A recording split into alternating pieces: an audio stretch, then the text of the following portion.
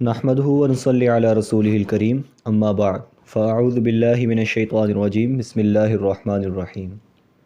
میرے بھائیو، دوستو، بزرگوں، اللہ رب العزت نے میری اور آپ کی کامیابی اپنے پورے کے پورے دین میں رکھی ہے،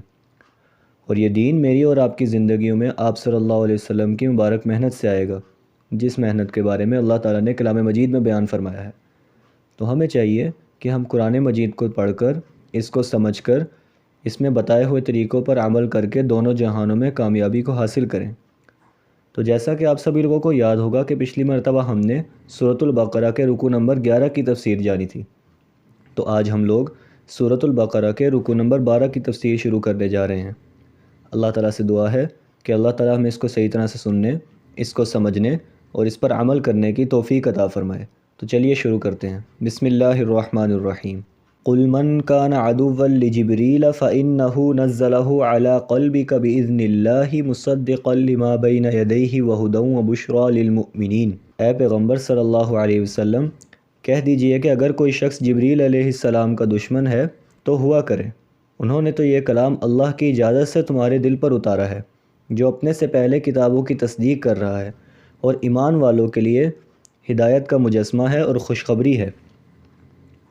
من کان عدوا للہ وملائکتہ ورسلہ وجبریل ومیکال فإن اللہ عدو للکافرین۔ اگر کوئی شخص اللہ کا اور اس کے فرشتوں کا اور اس کے رسولوں کا اور جبرائیل اور میکائیل علیہ السلام کا دشمن ہے تو وہ سن رکھے کہ اللہ کافروں کا دشمن ہے۔ اس کی تفسیر میں آتا ہے کہ بعض یہودیوں نے جب آپ صلی اللہ علیہ وسلم سے یہ سنا کہ جبرائیل علیہ السلام وحی لایا کرتے ہیں، تو انہوں نے کہا کہ ان سے تو ہماری پہلی دشمنی ہے، ہماری قوم پر جتنے بھی واقعات اور احکامات جو مشکل احکامات ہیں وہ انہی کے ذریعے آتے رہے ہیں۔ میکائیل علیہ السلام وہ بہت اچھے ہیں، کیونکہ ان کے ذمے تو بارش کے اور رحمت کے متعلق احکامات ہیں، تو اگر وہ وحی لایا کریں تو ہم مان لیں۔ اس پر اللہ تعالیٰ نے انکار کر دیا، اور آپ صلی اللہ علیہ وسلم کو فرمایا کہ آپ صلی اللہ علیہ وسلم ان سے یہ کہہ دیں، جو شخص جبرائیل علیہ السلام سے دشمنی رکھے تو اللہ تعالیٰ کو اس کی کوئی پرواہ نہیں۔ لیکن سوال یہ ہوتا ہے کہ اس امر کو قرآن کے نہ ماننے میں کیا دخل، کیونکہ اس میں تو وہ صرف پیغام پہنچانے والے ہیں، سفارت کے طور پر انہوں نے یہ قرآن پاک آپ کے قلب تک پہنچا دیا ہے اللہ تعالیٰ کے حکم سے۔ تو اللہ تعالیٰ ان سے فرما رہے ہیں کہ لانے والی خصوصیت کو کیوں دیکھتے ہو، خود قرآن کو دیکھو گے وہ کیسا ہے۔ اور قرآن پاک تو ایسا ہے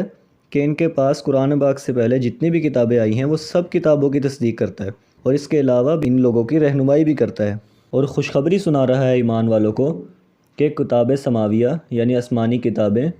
ان کی یہی شان ہوتی ہے۔ بس قرآن ہر حال میں کتاب آسمانی اور قابل اتباع ٹھہرا۔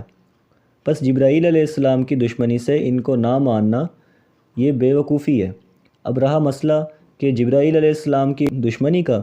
سو اس کا فیصلہ یہ ہے کہ اللہ تعالیٰ کے نزدیک خود اللہ تعالیٰ سے دعوت رکھنا، یا اس کے دوسرے ملائکہ یا اس کے رسولوں سے، یا خود میکائیل علیہ السلام سے جس کی دوستی کا یہ دھرم بھرتے ہیں،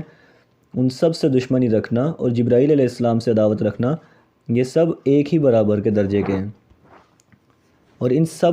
دشمنیوں کا قانون یہ ہے کہ جو کوئی شخص اللہ تعالیٰ کا دشمن ہو، اور فرشتوں کا اور پیغمبروں کا اور جبرائیل اور میکائیل علیہ السلام کا، تو ان سب کا وبال یہی ہے کہ اللہ تعالیٰ بھی ان کافروں کے دشمن ہے۔ اس کے بعد اللہ تعالیٰ قرآن مجید میں فرماتے ہیں وَلَقَدْ أَنزَلْنَا إِلَيْكَ آيَاتٍ بَيِّنَاتٍ وَمَا يَكْفُرُ بِهَا إِلَّا الْفَاسِقُونَ۔ اور بے شک نے آپ پر ایسی آیتیں اتاری ہیں جو حق کو واضح کرنے والی ہیں، اور ان کا انکار وہی لوگ کرتے ہیں جو نافرمان ہیں۔ اس کی تفسیر میں آتا ہے کہ بعض یہودیوں نے آپ صلی اللہ علیہ وسلم سے کہا تھا کہ آپ صلی اللہ علیہ وسلم پر کوئی ایسی دلیل واضح کیوں نہیں نازل ہوتی جس کو ہم بھی پہچانتے ہوں۔ اس کے جواب میں کہا جاتا ہے کہ وہ تو ایک واضح دلیل کو لیے پھرتے ہیں، ہم نے تو آپ صلی اللہ علیہ وسلم کے پاس بہت سے دلائل واضحہ نازل کیے ہیں جن کو وہ خود بھی جانتے پہچانتے ہیں۔ سو ان کا یہ جو انکار کرنا ہے یہ نہ جاننے کی بنا پر نہیں ہے، بلکہ یہ ان کا انکار ان کی پرانی عادت کی وجہ سے ہے۔ اور ان یہودیوں کا قاعدہ تو یہی ہے کہ کوئی شخص بھی انکار نہیں کرتا ان میں ویسے ہی، لیکن وہی لوگ انکار کرتے ہیں، ان کے درمیان پرانی عادت ہے ان کی انکار کرنے کی، وہی لوگ ہی آپ صلی اللہ علیہ وسلم کے حکموں کی نافرمانی کرتے تھے۔ اس کے بعد اللہ تعالیٰ قرآن مجید میں فرماتے ہیں أَوَكُلَّمَا عَاهَدُوا عَهْدًا نَبَذَهُ فَرِيقٌ مِّنْهُمْ بَلْ أَكْثَرُهُمْ لَا يُؤْمِنُونَ۔ یہ آخر کیا معاملہ ہے کہ ان لوگوں نے جب کوئی وعدہ کیا، ان کے ایک گروہ نے اسے ہمیشہ توڑ دیا، بلکہ ان میں سے اکثر لوگ تو ایمان ہی نہیں لاتے۔ اس کی تفسیر میں آتا ہے کہ بعض یہود کو جو وعدہ یاد دلایا گیا ہے وہ یہ وعدہ ہے جو ان سے آپ صلی اللہ علیہ وسلم پر ایمان لانے کے باب میں تورات میں لیا گیا تھا، تو انہوں نے خود وعدہ لینے سے ہی صاف انکار کر دیا۔ اس کے بارے میں اللہ تعالیٰ ارشاد فرماتے ہیں، کیا وہ وعدہ لینے سے انکار کرتے ہیں؟ اور ان کی تو یہ حالت ہے کہ انہوں نے اپنے وہ وعدے بھی پورے نہیں کیے جن کو وہ مانتے تھے، بلکہ جب کبھی ان لوگوں نے دین کے متعلق کوئی وعدہ کیا، ضرور ان میں سے کسی نہ کسی فریق نے اس کو نظر انداز کر دیا۔ بلکہ ان وعدہ پورا نہ کرنے والوں میں زیادہ تر تو ایسے ہی نکلیں گے جو اس سرے سے ہی اس وعدے کا یقین نہیں رکھتے تھے۔ تعمیل نہ کرنا تو ویسے ہی ایک عام بات ہے ان کے نزدیک، اور تعمیل نہ کرنا تو یہ تو فسق تھا ہی، لیکن یقین نہ کرنا اس سے بھی بڑا کفر ہے۔ یہاں پر ایک یہ بات بھی دھیان میں رکھنی چاہیے کہ یہاں پر ایک جماعت کی تخصیص کی گئی ہے،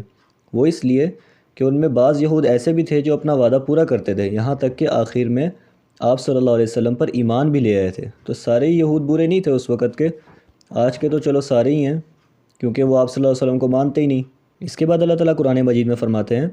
وَلَمَّا جَاءَهُمْ رَسُولٌ مِّنْ عِنْدِ اللَّهِ مُصَدِّقٌ لِّمَا مَعَهُمْ نَبَذَ فَرِيقٌ مِّنَ الَّذِينَ أُوتُوا الْكِتَابَ كِتَابَ اللَّهِ وَرَاءَ ظُهُورِهِمْ كَأَنَّهُمْ لَا يَعْلَمُونَ۔ اور جب ان کے پاس اللہ تعالیٰ کی طرف سے ایک رسول آئے جو اس تورات کی تصدیق کر رہے تھے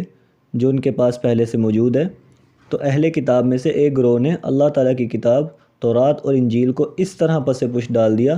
گویا وہ کچھ سمجھتے ہی نہیں تھے اس کو،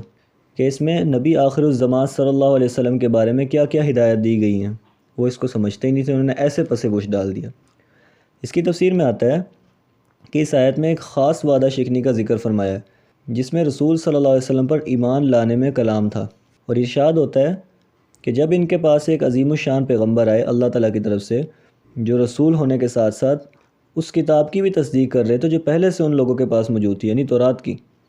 کیونکہ اس میں بھی آپ صلی اللہ علیہ وسلم کی نبوت کی خبر موجود تھی، تو اس حالت میں ان یہودیوں پر آپ صلی اللہ علیہ وسلم پر ایمان لانا تو ضروری تھا، اور یہ اگر ایمان لاتے تو اس کا مطلب یہی ہوتا کہ انہوں نے گویا کہ تورات پہ عمل کر لیا جس کو وہ بھی اللہ کی کتاب مانتے تھے۔ مگر اس کے باوجود ان کے اہل کتاب کے ایک فرقے نے خود اس کتاب اللہ ہی کو اس طرح پس پش ڈال دیا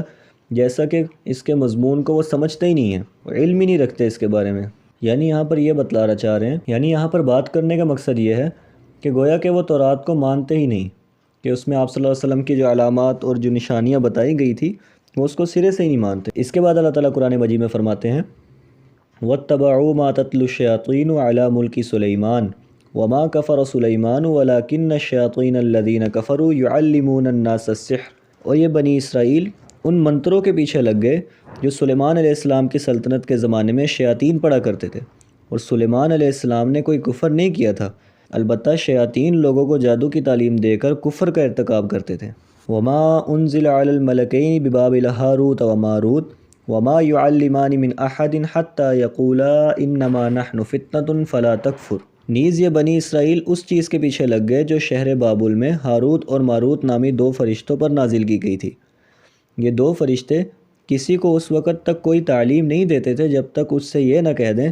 کہ ہم محض آزمائش کے لیے بھیجے گئے ہیں، لہٰذا تم جادو کے پیچھے لگ کر کفر نہ اختیار کر لینا۔ فَيَتَعَلَّمُونَ مِنْهُمَا مَا يُفَرِّقُونَ بِهِ بَيْنَ الْمَرْءِ وَزَوْجِهِ وَمَا هُمْ بِضَارِّينَ بِهِ مِنْ أَحَدٍ إِلَّا بِإِذْنِ اللَّهِ۔ پھر بھی یہ لوگ ان سے وہ چیزیں سیکھتے تھے جس کے ذریعے مرد اور اس کی بیوی میں جدائی پیدا کر دیں۔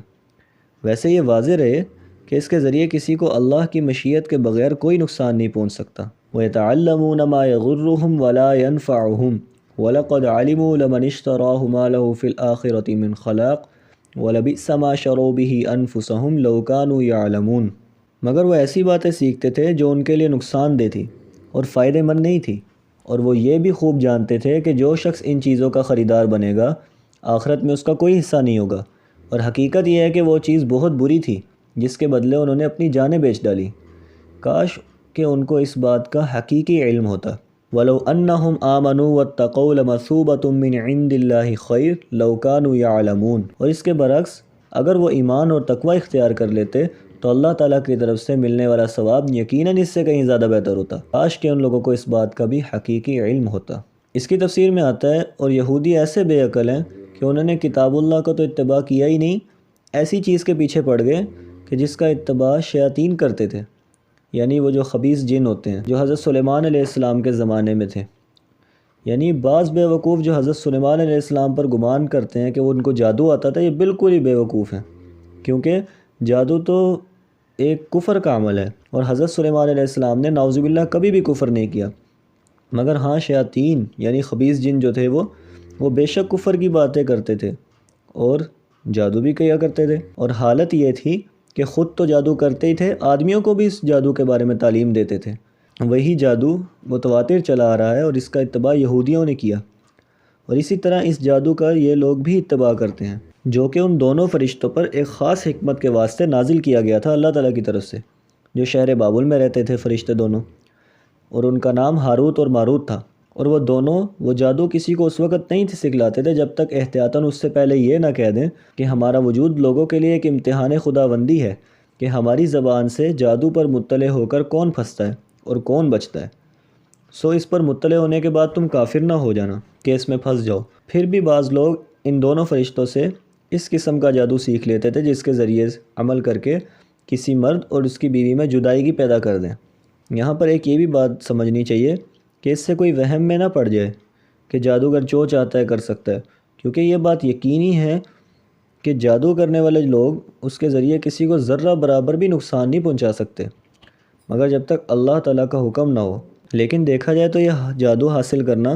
یہ گناہ کے ذریعے ہوتا ہے اور یہ کسی طرح بھی ان کو نفع نہیں دیتا، تو یہودی بھی جادو سیکھنے کے لیے گناہ کرتے ہیں پہلے،